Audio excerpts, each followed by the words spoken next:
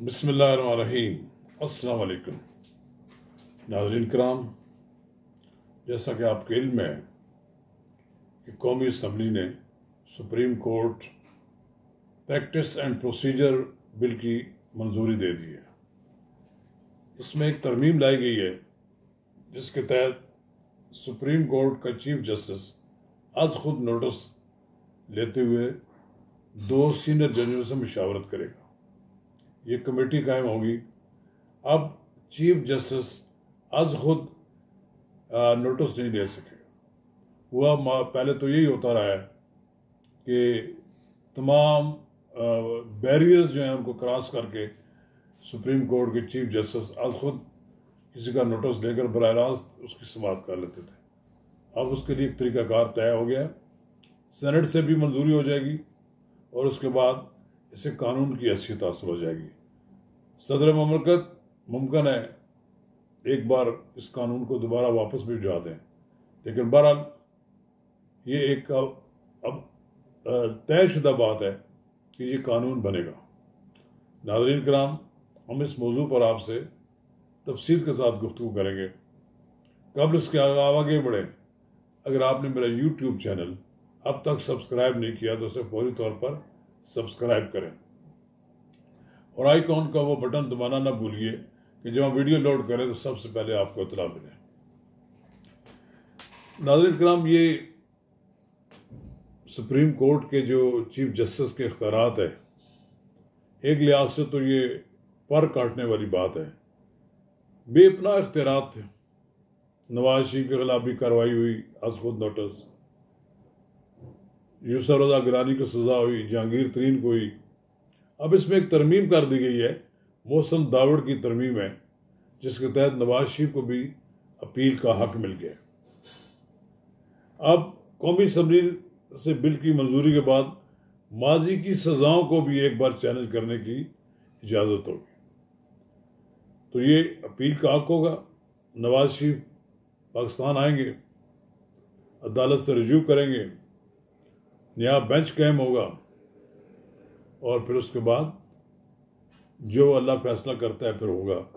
लगता तो यही है कि अब नवाज शरीफ की वापसी बहुत करीब आ गई है और उनके लिए रास्ता हमवार हो रहा है। मोहसिन दावड़ ने ये तरमीम की, उसकी किसी ने मुखालफत भी नहीं की। हुकूमत ने उसकी हमायत की कि कराची नस्ला टावर जो था, इस पर भी उन्होंने कहा था कि ये खास खुद नोटिस की वजह से गिराया गया था। बहरहाल उनके मुतासरीन को अपील का हक नहीं दिया गया। चलिए, कोई अच्छाई भी निकल आती है। एक लिहाज से अब देखना यह है कि इसका तर्ज अमल, इस पर सुप्रीम कोर्ट का क्या तर्ज अमल होता है। क्या सुप्रीम कोर्ट मनोवन इस कानून को कबूल कर लेती है या फिर इसके खिलाफ दायर होने वाली दरख्वास्तों की समाअत करके फिर कोई मुहाजराई का सिलसिला शुरू हो जाता है। मुझे उम्मीद है कि सुप्रीम कोर्ट कौमी असम्बली का बनाए हुए कानून को नहीं रोकेगी, कौमी असम्बली के बनाए हुए कानून को चैलेंज नहीं करेगी, क्योंकि ये एक कानून है जिसमें एक प्रोसीजर तय हुआ है। इसमें किसी और आदमी को शामिल नहीं किया गया। ये जो कमेटी बनेगी, कमेटी भी उन्हीं लोगों पर बनेगी जो सुप्रीम कोर्ट के चीफ जस्टिस के बाद 2 सीनियर जज होंगे। यानी इसका मतलब यह है कि अब सुप्रीम कोर्ट की अंदर एक बड़े पैमाने पर मशावरत हुआ करेगी। सुप्रीम कोर्ट के किसी केस को आज खुद ले लेगी। इससे कम से कम इंसाफ के तकाजे पूरे होंगे और मेरा ख्याल ये है कि सुप्रीम कोर्ट को इस अपील के इस तरमीम को दिल से कबूल कर लेना चाहिए, क्योंकि अगर इसके राह में कोई रुकावट पैदा की गई तो फिर एक नया आईनी बुरान पैदा हो जाएगा। बेहतर यही है कि सुप्रीम कोर्ट के चीफ जस्टिस इस नए बनने वाले कानून को मनोवान तस्लीम करें और इसके मुताबिक आइंदा होने वाले फैसले किए जाएं।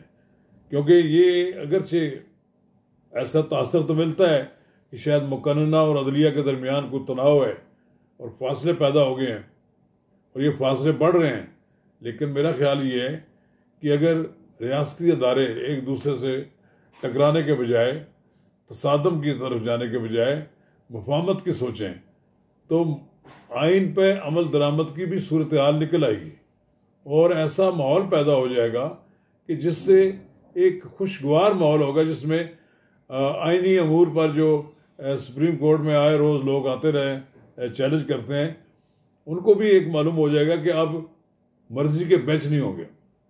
अब ये भी होगा कि कम अज़ कम सीनियरिटी की बुनियाद पर भी बेंच कायम होंगे। कुछ लोग जज ही कुछ ख़ास केस ना सुने। इससे तासर ये मिलता है कि इंसाफ के तकाजे पूरे नहीं हो रहे। अब इंसाफ के तकाजे पूरे करने की पूरी कोशिश की जाए।